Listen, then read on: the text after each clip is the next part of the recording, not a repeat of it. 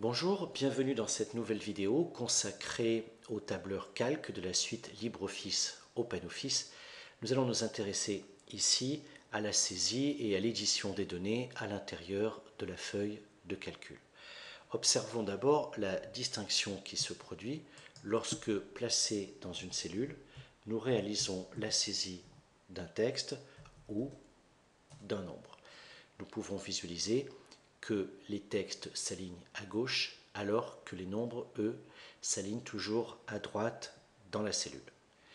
Si vous voulez saisir une date, il sera recommandé d'utiliser le format 2 pour le jour, barre oblique, 2 pour le mois, barre oblique et 4 pour l'année.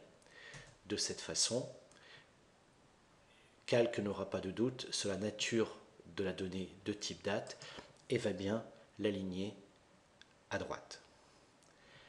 Si votre saisie est trop longue, vous aurez alors un débordement dans la cellule d'à côté. Ici, par exemple, nous allons saisir une expression et nous voyons que par rapport à la largeur de la colonne, une partie de l'expression s'affiche sur la cellule d'à côté. Toutefois, cet affichage n'est possible que si la cellule d'à côté est vide. Si nous mettons ici un libellé dans la cellule D6, nous voyons alors apparaître à côté en C6 une petite flèche rouge nous indiquant que l'expression placée dans cette cellule a été tronquée. L'expression tronquée n'est possible bien sûr que si cette expression est de type texte. La seule solution alors, si nous souhaitons visualiser le contenu en entier, est d'agrandir la cellule. Un dernier problème qui peut parfois se poser lors de la saisie est le fait qu'au cours d'une saisie de nombres, Calque ne prendra pas en compte les zéros non significatifs.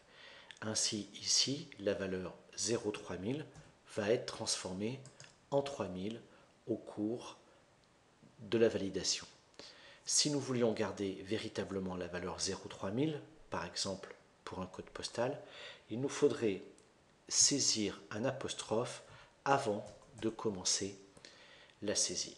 À ce moment-là, l'expression saisie sera automatiquement transformée en chaîne de texte. En résumé, toute expression saisie ne peut être que de nature de type texte ou de type numérique. Voyons comment corriger les erreurs. Bien sûr, nous pouvons sélectionner l'ensemble des cellules que nous souhaitons effacer et appuyer sur la touche Supre. L'inconvénient de cette méthode, c'est que la touche Supre va effacer aussi bien le contenu des cellules que le formatage appliqué. Par exemple, si à l'ensemble de ces cellules, nous avons décidé d'écrire le texte en rouge avec une mise en forme italique, lorsque nous appuyons sur Supre, nous ne perdrons pas l'information que la cellule est bien en rouge et en italique. Si nous souhaitons éviter cet inconvénient, nous pouvons appuyer sur la touche effacement arrière au lieu de la touche Supre. Apparaît alors la commande suppression de contenu qui va nous permettre de choisir très exactement ce que nous désirons supprimer. Uniquement les textes, les nombres, les formules ou, par exemple, les formats de présentation. Si nous choisissons l'option tout supprimer, alors les cellules sont remises à zéro aussi bien au point de vue contenu que mise en forme.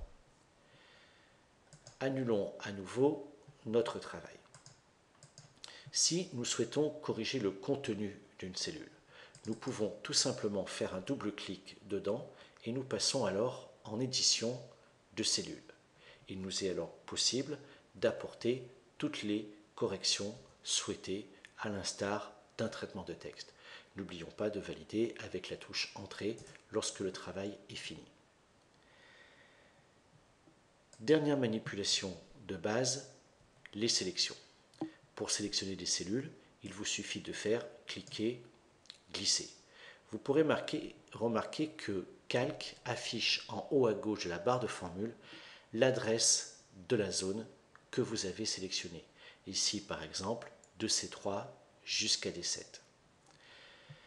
Une façon de simplifier le cliquer-glisser peut être de cliquer dans la première cellule que vous souhaitez sélectionner, maintenir la touche Shift du clavier enfoncée, puis cliquer sur la dernière cellule que vous souhaitez sélectionner.